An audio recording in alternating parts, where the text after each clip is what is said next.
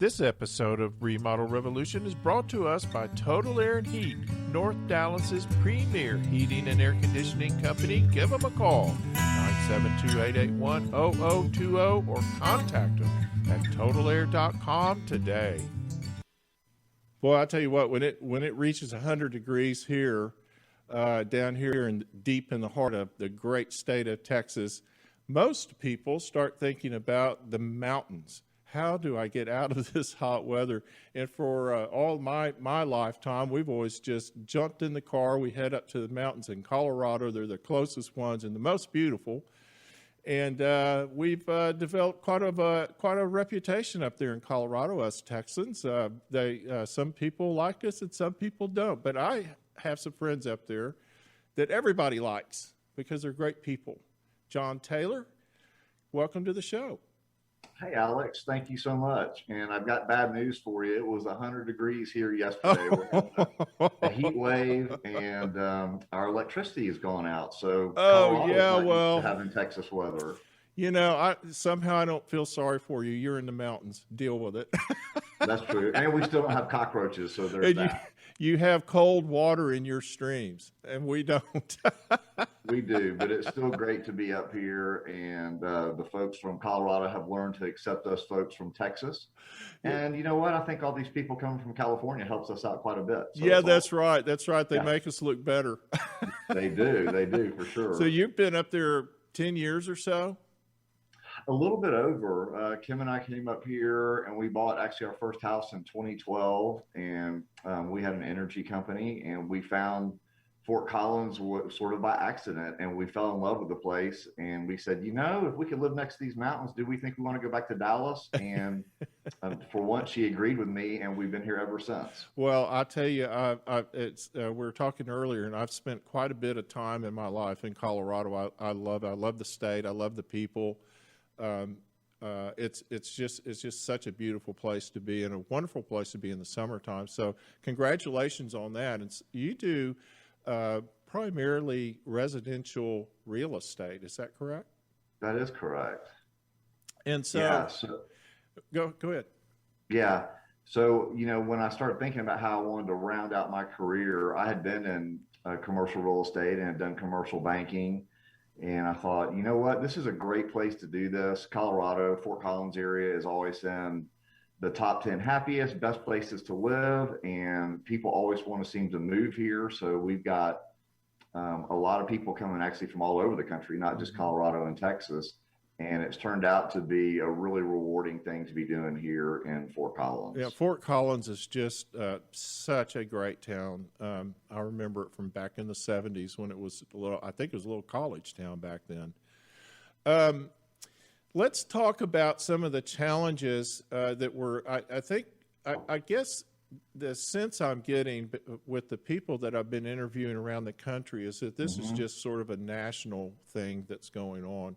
But there's been a lot of challenges in the residential new home business, and part of what you do is new homes. That's what you focus on. Yeah. One of the things that has shocked me about Dallas, and I don't know if you've been back here anytime recently, I never thought that this city could get built out. I just thought there's no way. There's too many cotton fields around here to cover up for it to get built out. But by gosh, it's getting there, where you're having to drive forever to get to, first of all, to find land and a house that you can afford, and then you've got to commute in for an hour and a half. It's starting to look like L.A. around here. Yeah. Are you guys having? Do you have challenges finding dirt around Fort Collins or in Colorado? You know, it's interesting because there's a ton of land in Colorado, but finding dirt in the right places has been the challenge. So the Fort Collins area, we've got a bunch of different, call it microclimates. So you've got Fort Collins, you've got Loveland, and it's a challenge going to the west because we've got a huge granite wall that's capped with snow, and that sort of stops us there. And when you go to the east, we've got a little town called Greeley, and there's a floodplain on that side of it. So there's kind of a donut hole right here in the center of, we'll call it the Golden Triangle between Greeley, Fort Collins, and Loveland, where I'm actually in Windsor, which is kind of the center of it. and most of the new construction and the land that's being built upon is in this area and in a town of Berthoud. And actually, Alex, one of the challenges that we really have in this area is dealing with legislation from the different cities and some of the fees that the builders have to deal with and affordable housing. So the tracks that are being built on are tending to kind of move away from Fort Collins and to move to the more periphery cities that are, let's call it, more builder friendly. How about that? The NAHB, I can't remember if it's NAHB or the Texas Association of Builders, the regulation, percentage of regulation for these builders was 23% of the cost of a home. It was ridiculous. It's gotten to the point to where that's almost as bad as the lumber cost increase. But when you add the two together, it's a huge number. It's adding, you know, a ridiculous amount of dollars to a typical 2,500 foot house. Is that what you're referring to? Yeah, so I feel your pain there. Yeah, and we have additional challenges too. So when water is a big thing in Colorado, Yes, and it's the headwater state, right? But you've got the Colorado River, and so I'm in Windsor, and the Rocky Mountain National Park is 45 minutes away. That's the headwaters for the Colorado River, which has not reached the Sea of Cortez except for once in the last 20 years. That is amazing. Yeah, it's sad. And then to the east of us, Kansas really handed it to Colorado over water rights. And so when we first got here, rain barrels were illegal. And being a native Texan, I was like, you mean to tell me I can't collect the water off my roof? And they said, yeah, that's right. That's and right. The I remember farmers that. out in the east weren't allowed to mezzanine their farms to collect water. And so it's a challenge. So we have a very similar percentage in the cost of the regulation to get things done. And that's probably going to get worse. But Alex, here you're paying $70,000 for a water tap. Excuse me?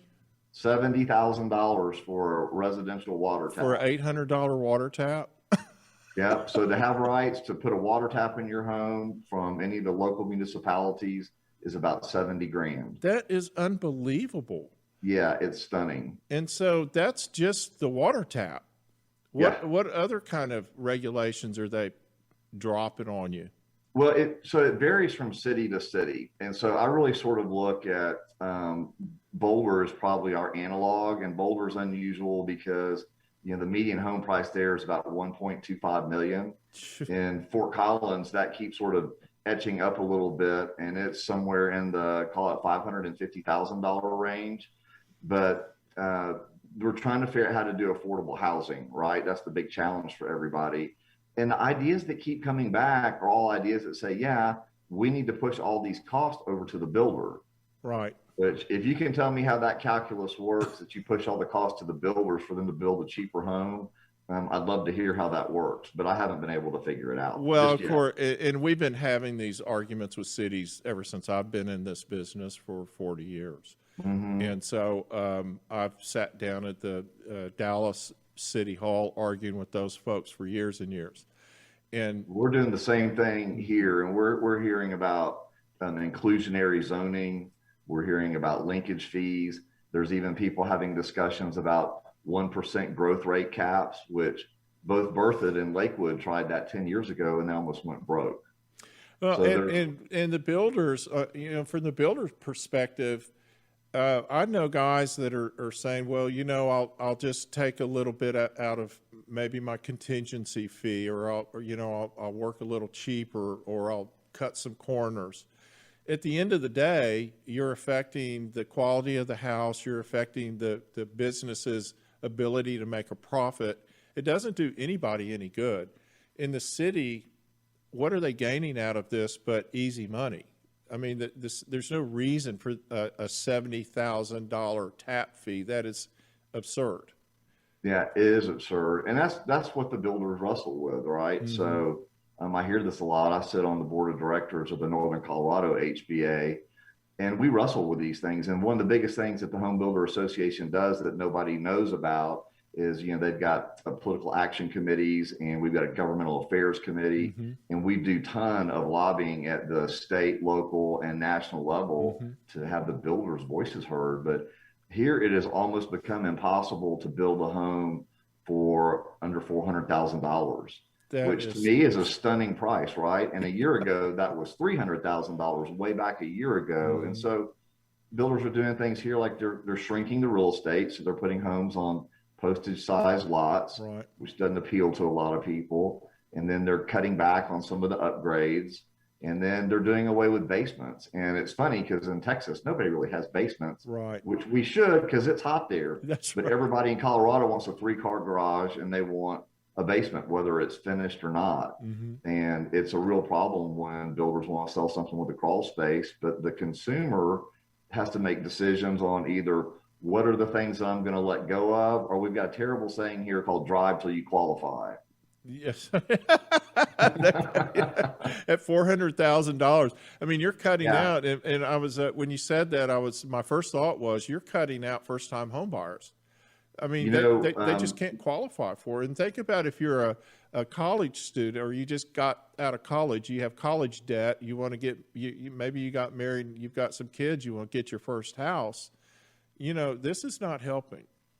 no, it's not helping. And I work a ton with first time home buyers because it's super rewarding. Hmm. And we try and light the path to home ownership for them. And if we can catch them in time to start thinking about, let's get your credit in order, let's get you in touch with a good banker, is probably the most important decision you're ever going to make, and sort of light that path. And we're having to teach people that you're probably not going to get your dream home. You got to build up to it, but buy something, get a chip in the game to build equity. Because if you look back 40 years from the FHFA, the Federal Housing Finance Authority, this area grows at 6% a year. And we've only dropped over 2% twice, in 87 and 2008.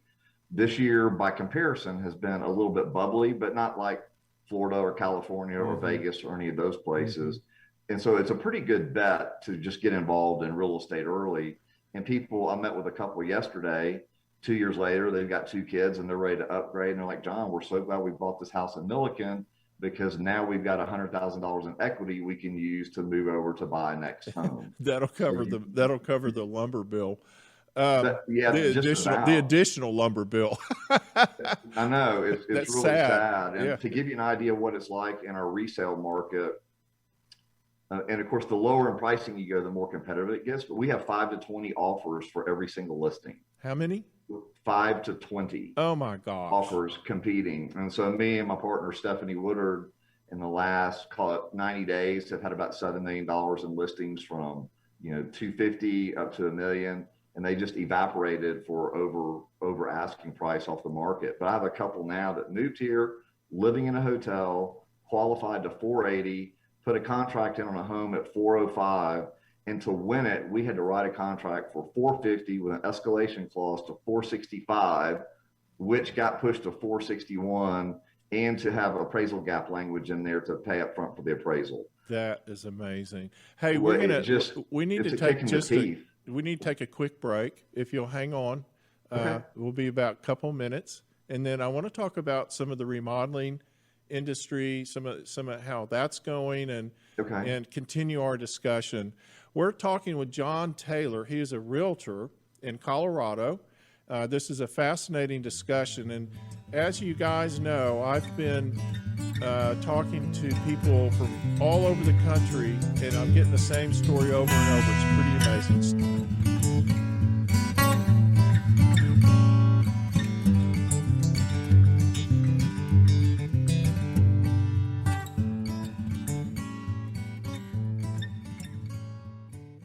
The views and opinions of this program are for educational and entertainment purposes only and are not intended to replace the recommendations of a hired professional.